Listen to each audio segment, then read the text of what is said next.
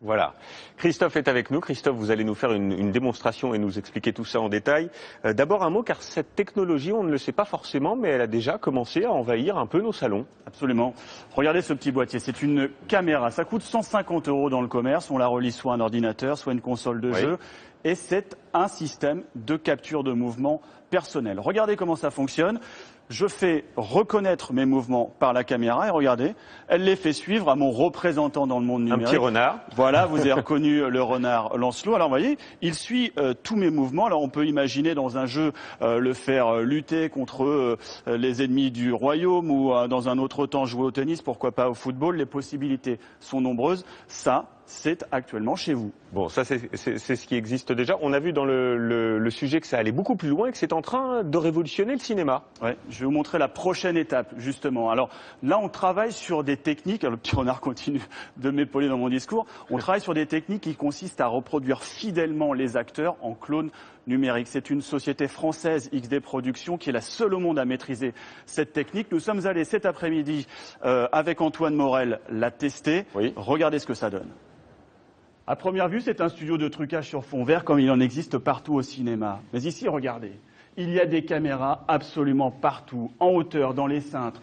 Ici, à mon niveau, en voici encore une. En tout, je suis filmé par 24 caméras simultanément. Ensuite, c'est l'ordinateur qui prend le relais pour rassembler tous ces angles de vue et créer une image en 3 dimensions en temps réel. Regardez. Au fur et à mesure, l'ordinateur va regrouper toutes ces images pour créer mon clone virtuel. Cube après cube, de plus en plus précisément, il crée mon avatar numérique à la fin quasi parfait et là, tout est permis. Par exemple, me retrouver au beau milieu du désert. Et comme c'est l'ordinateur ici qui a la main, tous les plans de caméra sont imaginables, y compris les plus audacieux. Pourquoi pas, par exemple, ceux qui sont impossibles dans la vie réelle, me filmer par en dessous. Et à tout moment, je change d'univers. Me voici désormais à Hong Kong. Cette technologie fait actuellement ses tout premiers pas au cinéma. C'est l'avenir du trucage vidéo. Alors vous comprenez aisément l'intérêt pour le cinéma. Pour des cascades extrêmement périlleuses, mon clone numérique, lui, n'a peur de rien et surtout, il ne risque rien. Il est très joli, votre clone numérique. À quoi ça pourrait servir, à part pour le cinéma ?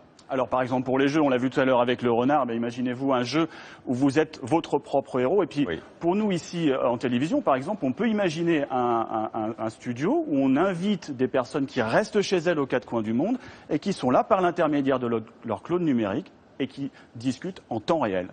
Est-ce que c'est souhaitable? Chacun jugera. Merci Christophe.